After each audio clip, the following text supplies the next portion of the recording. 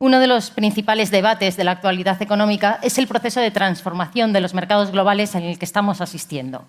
Tras haber vivido los riesgos de la globalización en primera persona, especialmente desde la pandemia del COVID, como la vulnerabilidad ante las interrupciones, los cortes de suministro de materias primas o el aumento de los costes de transporte, y también a raíz de las crecientes tensiones geopolíticas y económicas a nivel mundial, ha sido obligatorio redefinir la estructura de las cadenas de valor globales. Así, tendencias como la diversificación geográfica, la mayor integración económica o la adopción de nuevas tecnologías están hoy en el orden del día. Además, el origen y la marca nacional han cobrado importancia en muchos países, lo que ha condicionado en ocasiones los modelos de internacionalización de nuestras empresas. Ahora se exige una mayor y una mejor capacidad de adaptación de las empresas, pero también una tarea de pensamiento por parte de los Estados o las economías para lograr identificar cuáles son los factores que guiarán las políticas industriales y comerciales del futuro y cuáles son los sectores y los mercados de mayor proyección para nuestras empresas. El objetivo de este taller es precisamente analizar el panorama del comercio internacional en la actualidad y todos los factores que dan lugar a este delicado equilibrio entre globalización y proteccionismo. La sustitución de importaciones que se está viviendo actualmente no ha de interpretarse en clave de cierre de los mercados para las empresas, sino como una oportunidad para repensar conjuntamente cuáles son las nuevas fórmulas del éxito en la internacionalización de nuestras empresas, cuáles son los nuevos enfoques de negocio que permiten penetrar mercados altamente protegidos y poner en valor la capacidad de adaptación tanto de economías como de empresas. Pretendemos que este taller ayude a ofrecer perspectivas de interés a la audiencia, pero también que sirva para que sepamos cómo desde la Administración española podemos ser más útiles a la hora de apoyar a nuestras empresas en el proceso de internacionalización en un entorno cada vez más complejo. Comenzamos presentando a nuestros ponentes. Empiezo por el tercero. José Jaime Bernárdez ha estado al frente de oficinas comerciales en muchos países emergentes y de renta media, entre ellos y actualmente Brasil. En estos países ha conocido de cerca las estrategias de internacionalización de las empresas extranjeras y las políticas de desarrollo e industrialización puestas en marcha en estos países. Albert Pérez, el segundo ponente, lidera el proyecto de transformación del área de operaciones del Grupo Simón a nivel global, es decir, la gestión de la cadena de suministro en 7 países, entre ellos China, Brasil y España. El proyecto trabaja sobre 3 ejes de transformación principales, que son la gestión del conocimiento, la creación del sistema de operaciones Simón y la innovación más allá del producto. El ponente a mi izquierda es Ignacio Nacho Alfayate, que gestiona los intereses de Nicolás Correa en Asia y es un gran conocedor del mercado chino, donde reside desde el año 2011. Está viviendo todo el proceso de transformación industrial, económica y cultural del gigante asiático y la necesidad de la continua adaptación de la oferta de productos y servicios a este país como estrategia ganadora. Óscar Torres, al final de la tarima, es fundador de un programa pionero sobre dirección de empresas B2B de ESADE, además de participar activamente en otras empresas y en otros programas universitarios de transformación de empresas B2B. Muy activo como embajador B2B, ha desarrollado un profundo conocimiento sobre procesos de gestión del cambio y transformación de compañías B2B para un negocio mejor, más predecible y más escalable. Y por último, yo soy Aitana Míguez, actuaré como moderadora en este debate. Llevo 3 años y medio al frente de la Oficina Económica y Comercial de España en Yakarta, aprendiendo sobre las particularidades del mercado indonesio a través de los ojos de la empresa española. Esto también me ha permitido ser testigo de las nuevas tendencias en los mercados globales desde el otro lado del mundo y de las formas que adopta la internacionalización hacia lugares tan estratégicos como desafiantes. Comenzamos, por tanto, con los 30 minutos a continuación de diálogo abierto. Les recuerdo que pueden empezar a realizar preguntas a los ponentes desde este momento a través de cualquiera de los 2 métodos y les animo a aprovechar la oportunidad para dirigir todas aquellas preguntas que quieran a nuestros panelistas. Empezamos por ti, José. Como señalábamos, estamos asistiendo a una transformación de los mercados que se mueve entre 2 grandes fuerzas impulsoras del mercado, la globalización y el proteccionismo. Algunos países, como es el caso de Brasil, tienen un largo historial de políticas proteccionistas que han combinado con su participación en el comercio internacional. Ante las nuevas recetas de reestructuración de las cadenas de valor globales, ¿cuál es la posición de partida de Brasil para lograr una más segura integración económica? Brasil, en efecto, viene de un pasado no tan reciente, pero muy proteccionista y de una economía muy centrada en sí misma y muy ensimismada en este sentido. Esto ya llega a un punto crítico con la hiperinflación de los 90 y con el Plan Real, y a partir de ahí se pone en marcha una serie de medidas de apertura y de reformas en los mercados de bienes y servicios. Pero lo cierto es que llega a la situación actual, marcada por estos cambios geoestratégicos, el COVID, tensiones, guerras comerciales, en una situación de debilidad. ¿Y por qué? En Brasil coexisten muchos países y muchas voces. Es un país de fuertes desigualdades, lo cual es un tópico, pero es cierto. Y también tiene una serie de empresas de primerísimo nivel, sobre todo basadas en Sao Paulo, en el sudeste, pero que no están internacionalizadas, no hay una inversión directa extranjera de ellas hacia el exterior. No han sido capaces de construir esa cadena global de valor que tuviera su sede en Brasil. Es tan grande el mercado local, hay tanto por desarrollo y tanto potencial que se han quedado muy radicadas en su país. Y eso es una situación de debilidad.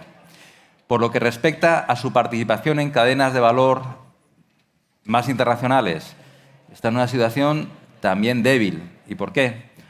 Porque tiene sobre todo filiales de empresas multinacionales que se han establecido en Brasil para suministrar, para hacer un procesamiento hacia el mercado local.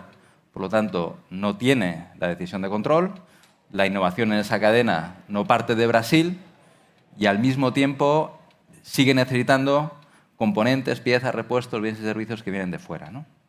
Además, en los últimos años, creo que a lo mejor tenemos la oportunidad de comentar eso un poquito más adelante con algo más de detalle, ha ido virando su interés comercial y económico hacia Asia y hacia China en particular, lo cual también le deja una situación, bueno, pues muy de tener demasiados huevos puestos en esa cesta, en términos tanto de exportación de sus commodities y en términos de esos bienes intermedios que necesita para que su industria siga suministrando al mercado local, ¿no? Todo esto en un contexto donde también luego tenemos oportunidad donde está intentando adaptarse, tiene distintas estrategias, pero la situación de partida pues, tiene esas debilidades. Vale. Y a partir de esa alusión que has hecho a la dependencia exterior de China por parte de Brasil, ¿qué efectos está teniendo o podría tener, según tu opinión, la guerra comercial entre China y Estados Unidos? Brasil ha sido un primer beneficiario de las tensiones que se inician, por ejemplo, con la administración Trump, ¿no? Allí hay un momento en el que se empiezan a poner barreras comerciales con China y Estados Unidos deja de ser el suministrador de China en algunas cuestiones donde Brasil ofrecía un suministro alternativo y fácil, como era el de las commodities agrícolas, ¿no? Brasil es un grandísimo exportador de bienes agroalimentarios y, como alguien me decía hace poco, eso hay que entenderlo en términos de agua, ¿no? Brasil es uno de los países con mayores reservas de agua dulce del mundo y tiene tanta tierra disponible y tanta agua que no solamente la utiliza para suministrar a su población, sino que la utiliza para mandar ese agua a través de soja, maíz, etcétera, etcétera. Entonces ahí tuvo un primer boom de la soja, por ejemplo, hacia China, ¿no? Como consecuencia de esa guerra comercial Estados Unidos, bueno, pues esa mayor preocupación de la seguridad nacional, seguridad económica, transición energética, ahí Brasil está intentando situarse y tiene para ello buenos argumentos, ¿no? Tiene una dotación de recursos renovables importantísima.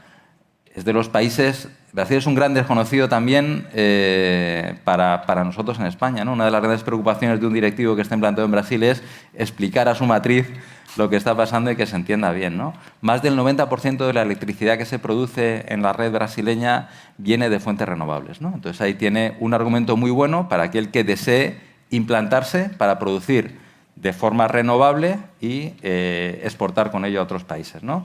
Tiene una dotación de agua, como decía, de tierra cultivable, tiene minerales críticos y tiene democracia y estabilidad institucional, lo cual es cierto a pesar de gobiernos de distintos signos que han pasado. El sistema político brasileño se está mostrando como muy resistente y con un sistema que mantiene un cierto horizonte de estabilidad. Entonces, con todo eso ahí, en esas tensiones que está habiendo, Brasil tiene unas ciertas ventajas respecto a otros países que son reales y que intenta explotar.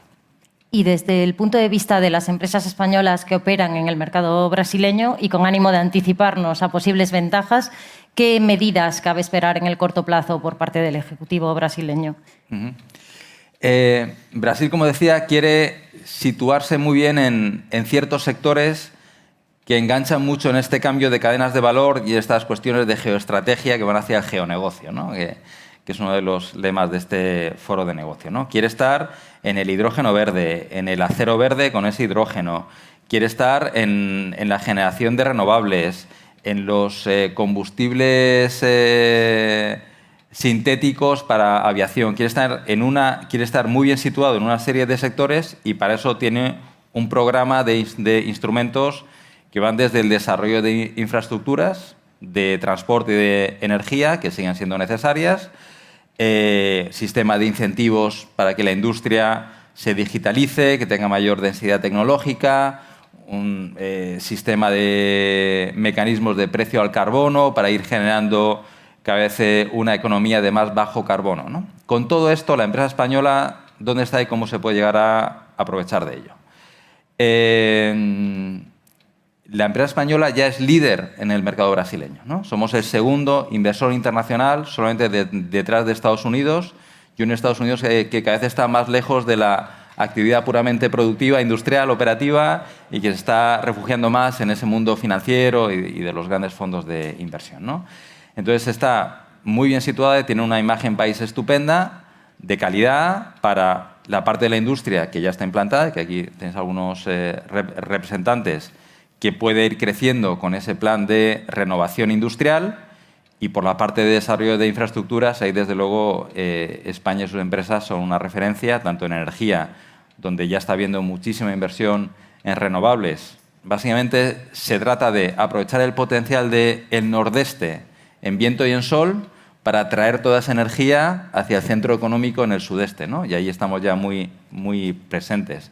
En infraestructuras de transporte, hoy en día todos los grandes proyectos en Brasil, que son sobre todo en términos de PPP, del sector privado, solamente tienen competidores hoy en día, en 2024, españoles o chinos. Estamos ahí, ¿no? Y para eso necesitamos que haya también más empresa internacional, más empresa española para hacer consorcios y que se puedan afrontar proyectos que suponen un riesgo en cuanto a la inversión importante y que son complejos.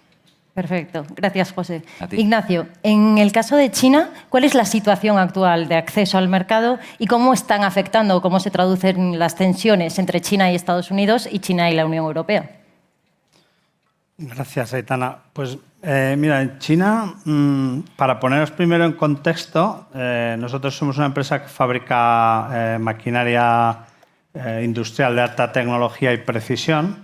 Este tipo de maquinaria se utiliza para hacer otro tipo de maquinaria grande en el mercado, como pueden ser aviones, trenes, excavadoras o máquinas para imprimir microchips. Y digamos que entonces estamos en ese segmento de la alta tecnología. Entonces, desde ese punto de vista, en los últimos, digamos, 15 años estamos teniendo cada vez más barreras para poder entrar en un país como China, dado que ellos se están desarrollando, las empresas chinas, como todos sabéis y es evidente, en muchos sectores, y eso de alguna forma está limitando cada vez más la capacidad de las empresas como la nuestra española de poder entrar en el país.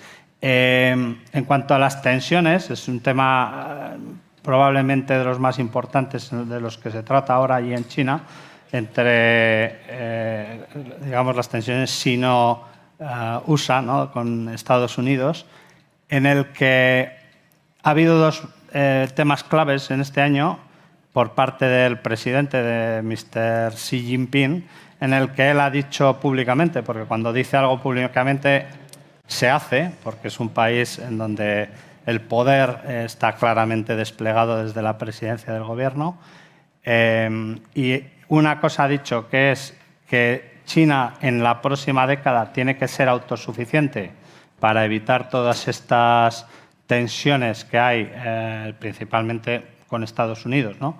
Ante la posible escalada de un conflicto o bien comercial, que se está ya produciendo, o bien de otro tipo, bélico, ¿no? Como pueden ser las tensiones que hay con Taiwán, que es un tema más económico que bélico, por el tema del control de los semiconductores. Entonces, eso ha hecho que con este tema y con el segundo, que en el último congreso del Partido Comunista dijo que quería en su mandato, él acaba de renovar el mandato ahora por otros 10 años, Taiwán va a pasar a ser una provincia más de China, hace que haya entrado en una escalada importante en lo que los chinos dicen el Chongguo Dui Chongguo, que es el China for China. O sea, queremos que nosotros los chinos hagamos nuestros propios productos y podamos ser autosuficientes. Claro, eso lo que conlleva es que hay una ola de apoyo a la inversión de todo lo que es producto chino y eso va en contra pues, de todas las empresas que estamos invirtiendo allí y bueno, y estamos desplegando nuestros productos. Y por otro lado, la parte de la Unión Europea, sí que es verdad que China yo creo que en los últimos años está siendo percibida como un país menos amigo, ¿no? Friendly, que hace 15 años, por ejemplo. Pero eso todavía creo que las relaciones son bastante buenas. En el caso de España, España sí que está vista como un país amigo dentro de China, que eso es muy importante. Hay unas relaciones bilaterales muy importantes. El presidente estuvo este año, en febrero. La semana pasada la embajadora anunció que vuelve ahora en agosto, septiembre, que es una forma también bueno, de que todas esas multilateralidad de relaciones continúen. Perfecto. Pues conocida la experiencia de Brasil y China en este ámbito, volvamos a la idea de la globalización como fuerza impulsora del mercado. En un contexto de minimización de riesgos y refuerzo de la protección a la industria nacional, la capacidad de innovación dentro de la empresa se erige como una de las principales vías de adaptación a los mercados altamente protegidos. En este sentido, nos gustaría conocer vuestra opinión, como expertos en innovación y en adaptación tecnológica, sobre la importancia de esta inversión en el seno de la empresa, no solo en lo que se refiere a la adaptación del producto, sino a cualquier ámbito que afecte a la organización. Y concretamente, Óscar, también queríamos dirigirte una pregunta en concreto. ¿Qué representan las cadenas de valor B2B en este proceso de innovación tecnológica? ¿Cuáles son las formas de prestación de servicios B2B para adaptarse a los requisitos locales, identificar las necesidades del mercado y poder responder a ellas? Y por último, más allá de la innovación, ¿qué otros elementos permiten una diferenciación en mercados relativamente cerrados? Albert. Bueno, muchas gracias, Aitana. Nosotros en Simón, para daros un poco de perspectiva, somos una empresa centenaria que fabricamos mecanismos, lo que se conoce básicamente como el interruptor y los enchufes, tanto domésticos como para el sector terciario.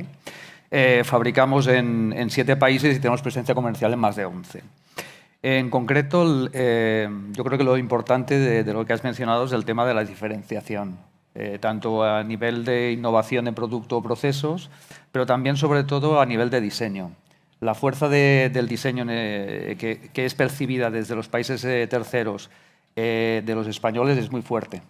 Es decir, el producto doméstico que ha pasado de ser una pura commodity a ser un elemento más de cómo vestimos nuestros hogares y ese diseño, vamos a decir, español, pero también europeo, da un punto de diferenciación muy importante, sobre todo en mercados chinos o en mercados brasileños, donde la calidad percibida por el usuario de un producto, aunque sea fabricado en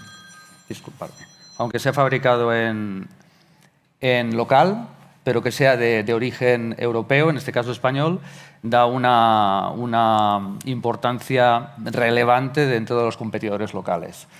Yo creo que una de las cuestiones importantes también a remarcar es el hecho de tener la cadena de suministro y fabricación en el país local. Es un punto importante. De esta manera lo que tienes es un trato directo tanto con la cadena de suministro como con el cliente final, ya sea en B2B o en B2C, ¿no? Perfecto. Óscar. Yo creo que si hablamos de cadenas de valor, yo creo que es un alegato a la libertad, ¿no? Nos dimos cuenta con el COVID que no teníamos mascarillas, teníamos que fabricar respiradores lejos y se nos acababan los microchips, ¿no? Entonces, de alguna manera, por lo menos en Europa, vamos a vivir una época dorada de las relaciones B2B y si no la vivimos tendremos bastantes problemas, ¿no? Porque lo que dice el señor Xi Jinping nos lo podríamos aplicar a Europa, ¿no?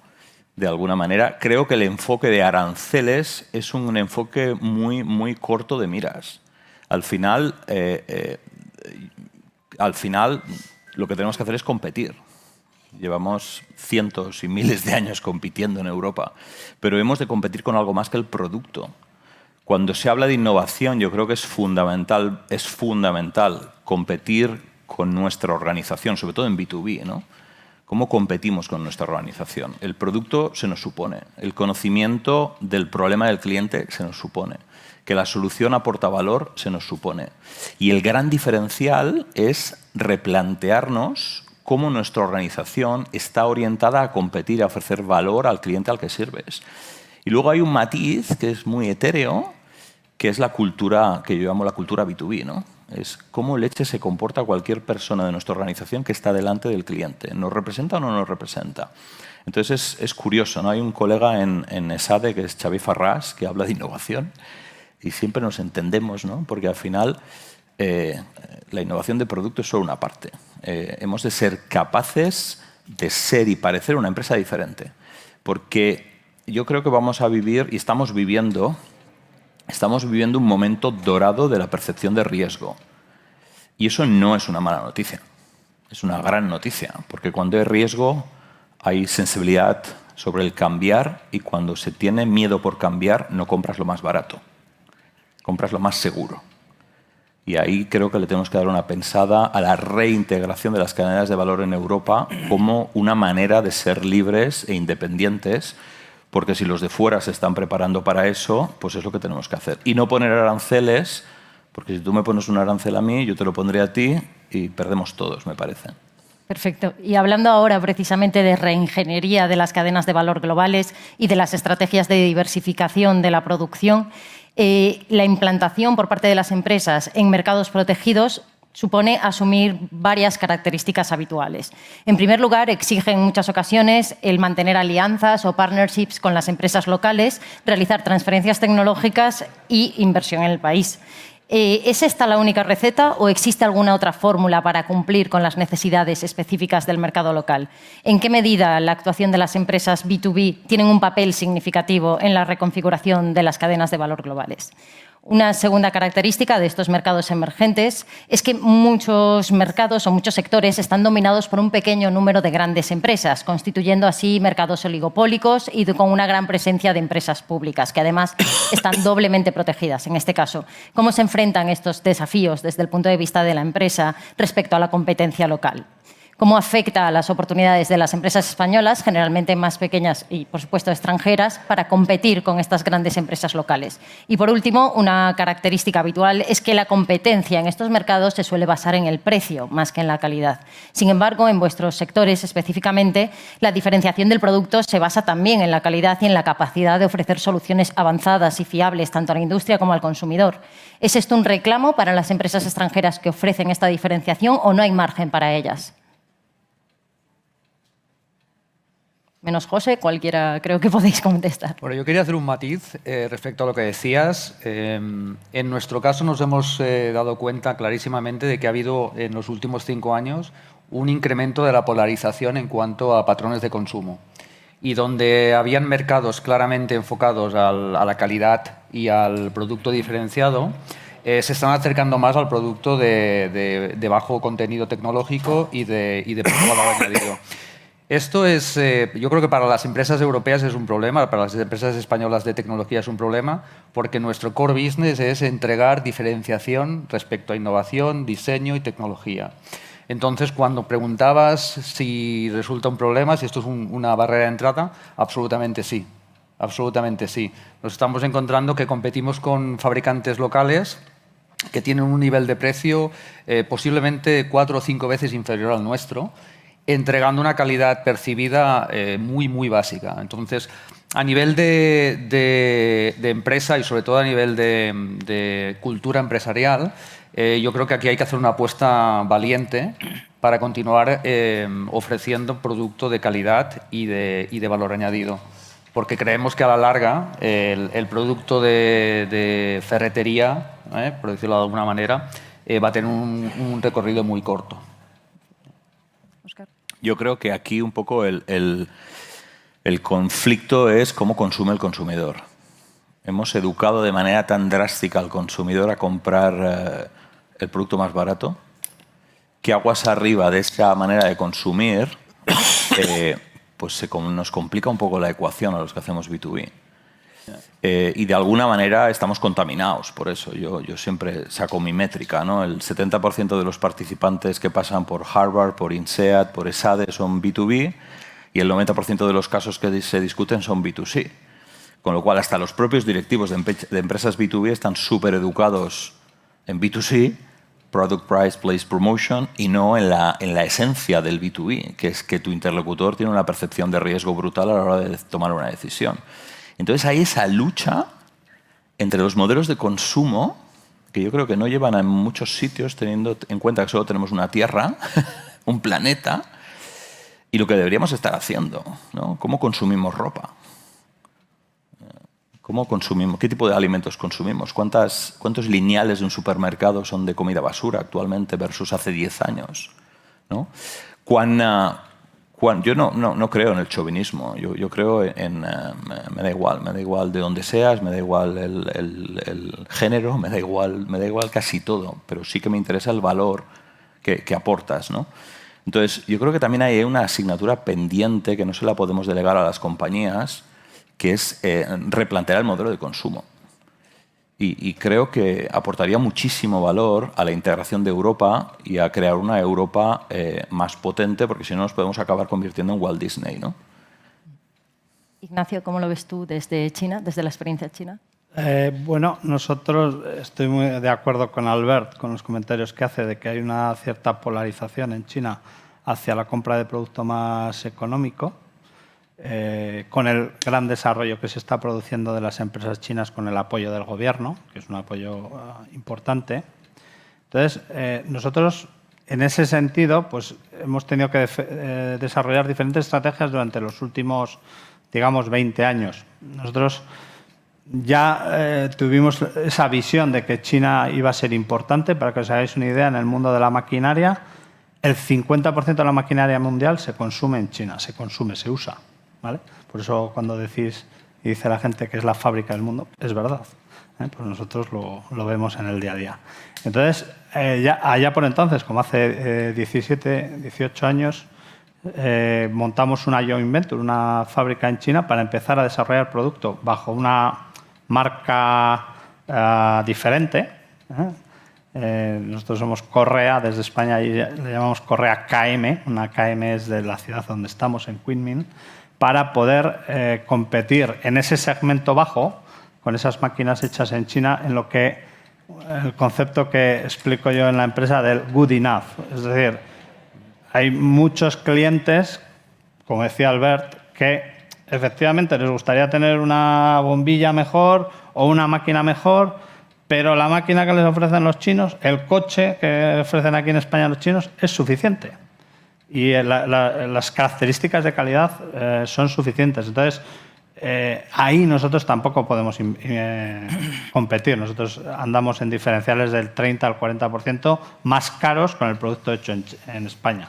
Entonces, pues para atacar los dos segmentos, con la parte de España vamos a lo más avanzado tecnológicamente, y en China con el producto hecho en China para el segmento bajo.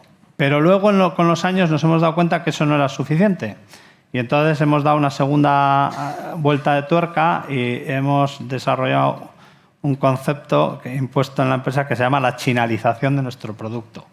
Es decir, cómo podemos, manteniendo nuestras características básicas de calidad e imagen, dar un producto más sencillo, más económico, pero altamente tecnológico, para poder ajustarnos en coste y que los clientes, pues bueno, habiendo un diferencial, nos sigan comprando.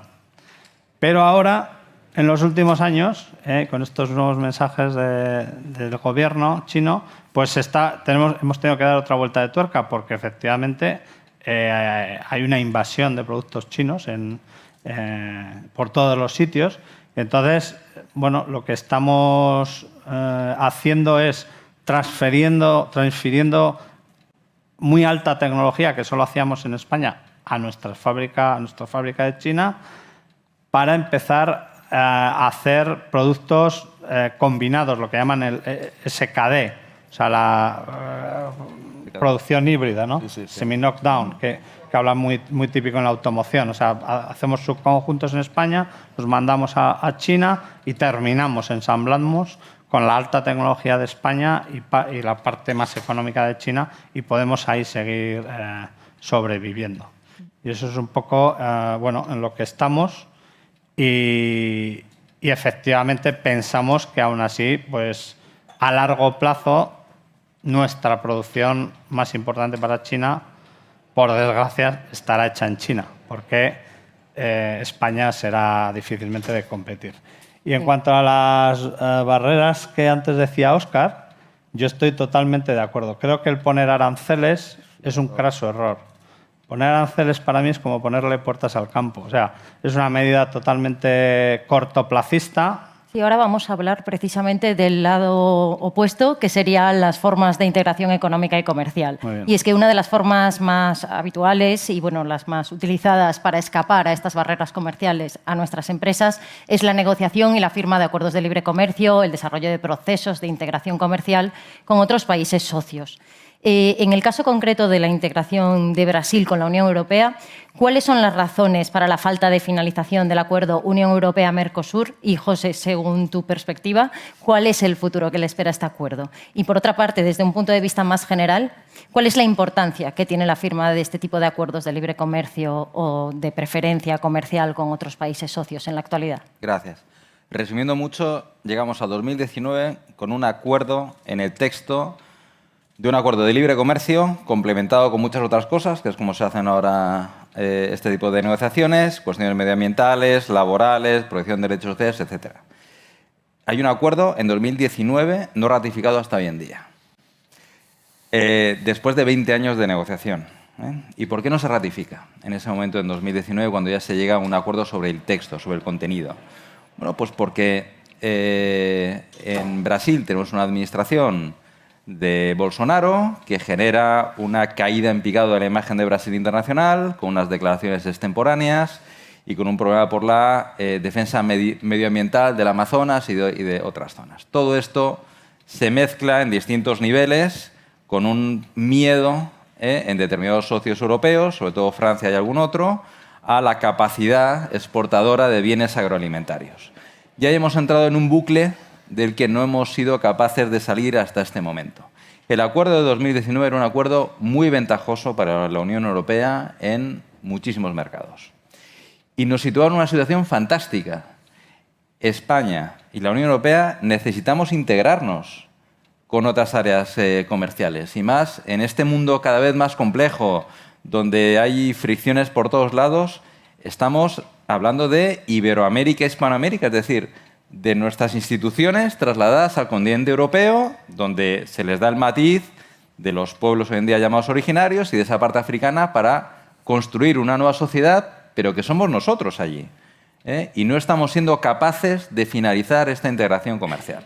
Y es una integración importantísima, en particular para nosotros, por mucho que ya seamos líderes en el mercado brasileño. Existe una percepción del riesgo Brasil todavía demasiado alta. Exactamente. Una vez que alguien, lo estamos comentando antes, hay mucha empresa española que entraron hace 20, 25 años. Una vez que se ha entrado en el mercado brasileño, la experiencia, en su grandísima mayoría, está siendo fantástica. Pero mucha otra empresa no entra por esa percepción del riesgo. Un acuerdo comercial de estas características, aunque hablemos de aranceles, ya es suficientemente buena la bajada de aranceles, pero además generaría una mayor confianza hacia los negocios en Mercosur y en Brasil en particular. Perspectivas de esto. Se estuvo a punto de firmar en diciembre del año pasado. Ya estaba organizada la ceremonia de comunicación de ese acuerdo. Pero siempre ahí hemos estado en el límite. Hubo un cambio de administración en Argentina. Francia tiene una capacidad todavía de movimiento político. Hay que también entender al gobierno francés está en una situación complejísima de la que todos sois conscientes y solamente estamos esperando, pero es inevitable, precisamente por este cambio que está habiendo en el mundo, es inevitable que la Unión Europea tenga que ratificar este acuerdo con Mercosur. Si no lo hace con Mercosur, ¿con quién lo va a hacer? Entonces, no cabe ser muy optimista a corto plazo. Todavía no tenemos un nuevo equipo en la Comisión Europea, pero no hay que ser pesimista porque esto va a llegar. Y ese día, pues todo el que dijo esto nunca pasará, bueno, estas cosas pasan. Un último comentario sobre Brasil. Una de las grandes noticias que hemos tenido en el último año es una reforma tributaria que viene a cambiar la dimensión del mercado brasileño. Vamos a reemplazar 5 impuestos en cascada sobre el comercio y el transporte de bienes y servicios por un IVA. Esto, como sabéis los que estáis allí, es una gran parte del famoso coste Brasil, de lo cual se llevaba hablando 20 años y había gente afirmando que nunca pasaría, que ellos ya lo han visto. Al final pasó. Estas cosas al final acaban por suceder y ese acuerdo también tendrá lugar. Habrá que esperar un poco más y es importantísimo para nosotros. Gracias. Vale, muchísimas gracias, José. Bueno, sin ánimo de robar nada de tiempo al turno de intervenciones para el público, voy a empezar con la primera pregunta que nos ha llegado. Es de Roberto Carlos, de la empresa Safe Hands, y dirige la pregunta a Ignacio, ¿de acuerdo? ¿Cómo ve una integración industrial y económica de China con el mercado europeo, ya que cada vez se ven más barreras de ingreso para proteger la pobre y desvalida industria europea? De China hacia Europa, ¿verdad? Sí. Entiendo. Integración industrial y económica de China con el mercado europeo.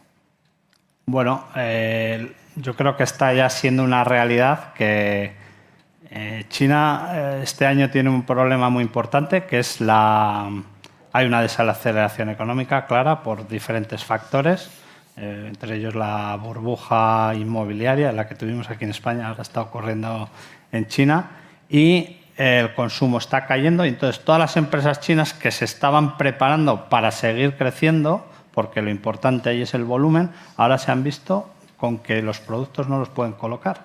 Entonces, ¿qué están haciendo? Todos se han lanzado al exterior a vender sus productos fuera de China. Y es lo que estamos viendo, yo por lo que oigo, por lo que sigo en la prensa española, con el tema de la automoción, ¿no? De que el coche chino ya es el más vendido en España, se están empezando a poner fábricas de BYD, que es el principal fabricante de coches eléctricos en América, han puesto una, en Europa han puesto otra. Y eso parece que es un camino irreversible, ¿vale? Esto lo vamos a seguir viendo con el tiempo. En otros países como África está ocurriendo de forma, tal vez nos pilla un poco más lejos, pero muy profundamente en temas sobre todo de infraestructuras, ferrocarril, aeronáutica. Y entonces, bueno, no nos queda más que convivir con eso. Entonces, tenemos... por un lado, en nuestras empresas, seguir innovando para poder ser competitivos en productos y servicios, pero por otro lado, aprender a cooperar, porque en todo esto luego hay un win-win, ¿no? En la posibilidad de cooperación con las empresas chinas. Y yo creo que ese, bueno, va a ser el próximo paradigma de los próximos años, en el que ya veamos de una forma habitual muchísimos tipos de empresas chinas implantadas en Europa, en este caso. Estupendo. ¿Hay alguna otra pregunta planteada a través de tarjetas? ¿No? ¿Alguien quiere animarse en el último momento? ¿Alguna pregunta? Pues planteaba las dudas de las empresas, sí, aunque ya se ha explicado un poco, por las barreras para entrar al mercado, sobre todo temas arancelarios y demás. Parece ser que, por lo que he leído y por lo que acabas de decir, sí, a la vista está que va a ir mejorando la situación, sí, pero no sé muy bien cómo convencerlas, porque me cuesta trabajo. ¿Qué le diría yo a una empresa en un sector, sobre todo sector industrial, empresas de TICs, ingenierías, que es lo que estamos manejando para ir a Brasil, empresas del sector agrícola, de tecnología agrícola, que también puede ser interesante, muy interesante, pero pues les cuesta. Me los llevo a Chile, me los llevo a Argentina, pero me está costando mucho Brasil. Entrar en el mercado brasileño es mucho más difícil que entrar en estos otros mercados, ¿verdad? Pero la recompensa es mayor, claro. La dimensión que tiene Brasil es tremenda. Y la rentabilidad que ofrece es la propia de un mercado más protegido y con más restricciones, que es que mantiene una rentabilidad muy buena. Entonces, el argumento... se va a ir solucionando una gran parte de esa dificultad para entrar, pero va a llevar tiempo. La aplicación, por ejemplo, del nuevo IVA se va para 2027 con un periodo transitorio. la aplicación de ese acuerdo comercial, que ya doy por descontado, yo creo que se firmará, pero también llevará un cierto tiempo. En ese ínterin, ¿cómo solucionar esa dificultad? Bueno, pues a través de seguir los pasos de quienes ya lo han hecho, con buenos asesores y con buenos asesores para no liarse en esa maraña en la importación, en la resolución de impuestos, en todo eso. Pero desde luego para una empresa que tenga en esa relación B2B, que tenga un buen producto, que ofrecer a un sector que sea pujante en Brasil, yo creo que no tiene que dejar pasar la oportunidad, porque se estaría dejando pasar una gran parte del mercado internacional, que es que Brasil está exportando muchas cosas y hace muchas cosas en una dimensión que muchas veces no se percibe en España. No sé si, ¿verdad? Yo les diría, por favor, sí. Yo les diría que el mercado brasileño es un mercado de gran exigencia de esfuerzo para entrar y mantenerse, pero de grandes beneficios. Es decir, sí. el empresario, la startup que quiere ir a México, o a México, Argentina, el esfuerzo aplicable a esos mercados es mucho más bajo que el de Brasil. Por temas geográficos, Brasil es enorme, temas culturales, del idioma. Es decir, el esfuerzo a aplicar para tener éxito en Brasil es muy alto. Hay que sudar. Pero el beneficio es enorme. Perfecto. Creo que había otra pregunta ahí al fondo. Gracias. Si puede decir su nombre y la empresa también.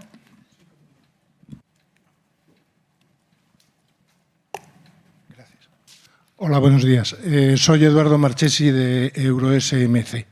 Nosotros fabricamos y diseñamos y fabricamos y exportamos equipos de prueba de protecciones. Bueno, en fin, es un equipo bastante sofisticado, muy de nicho, y prácticamente exportamos el 95% de nuestra producción. Llevamos muchos años en esto. Mi pregunta es una pregunta muy simple y es a todo el panel. Señores, ¿esto está para quedarse? Es decir, ¿lo del Made in está para quedarse o es una reacción, llamémosle así, un poco histérica a una situación que describió muy bien antes Óscar? No había mascarillas y no había respiradores en una circunstancia tremendamente puntual. Nosotros estamos encontrando en este momento, por ejemplo, en Arabia Saudí empiezan a pedirnos el Made in. Al final lo que te están pidiendo es transfiere tecnología gratis. Así de simple y así de fácil. Porque ni siquiera... Bueno, en la India lo mismo. En la India nos estamos encontrando con licitaciones en donde ya no es que te beneficie tener un Made in India, es que si no, no te dejan presentarte. Una cosa así. Y también en Indonesia, esa misma tendencia, digamos, en las licitaciones de empresas públicas como PLN, está pasando también a diferentes niveles. Entonces, mi pregunta es, cuando lo que uno tiene como producto es, no sé cómo te diría yo, incluso ingeniería, es algo que se plasma en un papel, pues está bien, pero cuando se hacen cosas, como las hace Albert, como las hace en Correa, Ignacio, cuando se hacen cosas, vosotros lo sabéis perfectamente, transferir esa tecnología cuesta mucho tiempo antes de que eso sea realidad. Es decir, nosotros no podemos transferir tecnología hoy y estar fabricando la semana que viene. Así de simple. Entonces, por eso mi pregunta es una pregunta... Bueno, quizás sea un poco escéptica, ¿no? Pero nos iba muy bien antes de la pandemia en el mundo. A nosotros y a los demás. Entonces, este made in, este factor made in, ¿realmente está aquí para quedarse? ¿Cuál es vuestra percepción? Si le parece, le voy a contestar yo para que nos dé tiempo a responder a una última pregunta y tenemos que cerrar la sesión. Por supuesto, es mi opinión, tanto personal como profesional, pero estamos en un momento de total cambio y encontronazo entre las dos fuerzas que están guiando las nuevas tendencias del comercio internacional. Efectivamente, ha habido una reacción en forma de proteccionismo a las vulnerabilidades que se pusieron de manifiesto con la pandemia y a las tensiones geopolíticas que ha supuesto un repliegue de fuerzas por parte de muchos estados y un aumento de las barreras.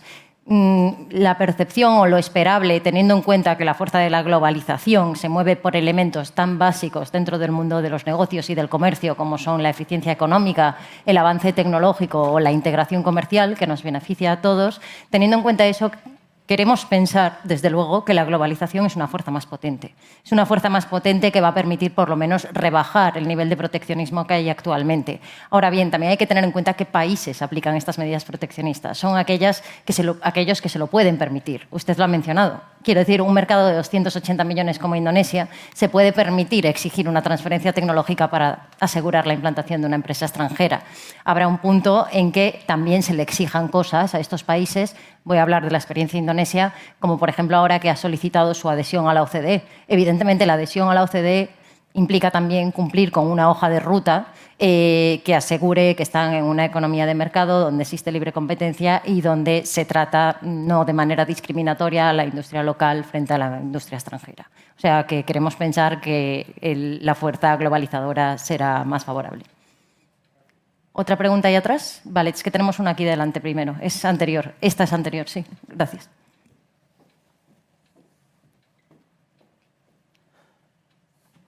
Buenos días, soy Íñigo Puras, de Manufactura Salco. Nosotros hacemos sillas de playa. 2004 había unas 15-20 empresas en Europa. 2024 solo estamos nosotros. Solamente por un motivo. Llegó la competencia china. En este y otros sectores, esa lámpara, esas sillas, detrás tiene un diseño que se paga. Se nos llena la boca con innovación. Los chinos las compran, las fusilan y las ponen a la venta por un 10% del precio. Con lo cual tú allí no vas a vender ninguna. Al revés, van a venir ellos y probablemente tumben otras empresas que hagan este tipo de cosas. También se nos llena la boca con el tema, y además yo creo firmemente en ello, de la transición ecológica y la sostenibilidad. Nosotros pagamos 50 céntimos por kilo de plástico de un solo uso, etcétera, etcétera. Pásate a B2B. No, hacemos B2B, ¿eh? 100% B2B. Ah, 100% B2B. 100% B2B. ¿Seguro? Segurísimo. luego comentamos. Ellos traen desde 10.000 kilómetros con plásticos. Entonces, yo no digo, dame una ventaja competitiva. Simplemente con que jugáramos con las mismas reglas, igual saco algo. A partir de aquí, dice, me ha llamado la atención, pero ya lo sabíamos, lo de China para China y ese proteccionismo en el que están entrando. Está claro que para las empresas europeas, que siempre tenemos un estándar más alto de calidad porque hay una inversión detrás en innovación, en ecología, es muy difícil llegar a esos mercados. Sin embargo, ellos entran con las puertas abiertísimas. ¿Estáis los cuatro de acuerdo en que los aranceles no son la manera? ¿Cuál es la manera de proteger a la empresa europea y no convertirnos en el bar o en el Disney World del mundo si seguimos por este camino en el que ellos tienen todas las puertas abiertas y nosotros es imposible que optemos a esos mercados? Mira, te voy a dar un poco mi opinión más personal al respecto y voy a intentar ser breve. La competitividad que ha habido con los mercados y las empresas chinas ha ido pasando una evolución y ha llegado a un nivel de madurez que cada vez más el producto chino tiene menos que envidiar al producto elaborado en cualquier otro sitio. Entonces, yo prácticamente en mi empresa y en el ámbito en el que trabajamos en el día a día ya no hablo de producto chino, hablo de producto. ¿Cómo te diferencias tú con tu producto respecto a tu competencia? Pues básicamente tenemos dos factores. Uno es la calidad, en la que China está trabajando ya con muchísima calidad. Te puedo decir que en nuestro sector no hay prácticamente ya diferencia entre un producto norteamericano, español o chino, o en el diseño. Y aquí es el tema del diseño y de la innovación alrededor del diseño, es el único punto donde realmente se puede ser diferencial. Y es así. No, te copian, tú ya lo has dicho, te copian, pero siempre que alguien te copia es porque tú lo has hecho bien. Entonces, has de continuar. Nosotros nos copian permanentemente, pero nosotros, una de las cosas que tenemos como empresa desde hace 100 años es no copiamos. Eso exige, lo que decía antes de Brasil también, ¿no? Exige un sobreesfuerzo, pero es que es la única manera de mantenerte en un mercado donde la gente se polariza, compra producto barato o compra producto de nicho, como decían por ahí, que es más caro, pero más exclusivo. Entonces, el diseño, la calidad del diseño, la innovación es la clave. Antes de que ellos lleguen, que llegarán, llegarán a ser tan innovadores y tan buenos en diseño como somos nosotros en Europa. Es que no hay que frenar. Mira, ¿qué opinión? Es la evolución natural del mercado. Claro. Desarrollar nuevas fórmulas, quizá. Lo siento, pero no tenemos tiempo para más preguntas porque deberíamos haber concluido hace unos minutos. Cualquier otra pregunta que esté pendiente la podemos comentar a lo largo de la jornada con los distintos ponentes o, por supuesto, se puede enviar por email. A continuación vamos a concluir. Si bien no podemos hablar de un fenómeno de desglobalización como tal, es cierto que estamos asistiendo a una transformación de los mercados a nivel internacional que exige saber navegar entre las nuevas tendencias del comercio. La globalización parece seguir siendo una fuerza dominante y, a modo de comentario sobre las distintas oportunidades en los mercados que hemos analizado, en el caso de Brasil hemos visto que ha optado por un plan de transformación ecológico, incentivando una economía baja en carbono y que abre la puerta a las empresas españolas a participar en tecnologías limpias y sectores verdes con grandes proyecciones a futuro. En el caso de China, la nacionalización del producto, o como señala Ignacio, la chinalización del producto, se postula como fórmula ganadora para tener acceso al mercado local a medida que escalan las tensiones comerciales con Estados Unidos y la Unión Europea y los productos made in China exigen competir en el resto del mundo en términos de calidad, innovación y precio. En cuanto a las oportunidades para las empresas españolas, la innovación se consolida como la principal forma de adaptación a los nuevos mercados más protegidos y como motor de cambio y de éxito en un entorno global cada vez más desafiante. Por otra parte, las empresas B2B son cada vez más estratégicas en la capacidad de cubrir íntegramente la cadena de valor de los productos, mejorar el servicio al consumidor, hacerlo más seguro y hacer un negocio más escalable. En la reestructuración de las cadenas de valor y en la búsqueda de esa capacidad de acomodar a las empresas a las nuevas tendencias del mercado global, el sector público también ha de dar una respuesta que ayude a superar estos desafíos. En este sentido, la negociación de acuerdos de libre comercio, los procesos de integración comercial son fundamentales para favorecer el saltarse esas barreras o ayudar a la diversificación geográfica de nuestras empresas. Asimismo, el desarrollo de una política industrial y comercial que fomente la innovación y todos aquellos elementos que permiten maximizar la capacidad de adaptación de las empresas es fundamental. Y, por último, los análisis de inteligencia económica, la provisión de información y este tipo de colaboraciones público-privadas, como lo está siendo el Foro ICEX 2024, en que podemos hablar de las opciones y los factores que nos permiten determinar cuál es la verdadera ventaja competitiva a potenciar en nuestras empresas en el entorno actual. Espero que la sesión de hoy les haya resultado interesante y relevante. Desde luego, para nosotros ha sido un placer compartir este taller con todos los ponentes. Muchísimas gracias por vuestra participación y también con toda la audiencia. Muchísimas gracias. Espero que disfruten de la jornada.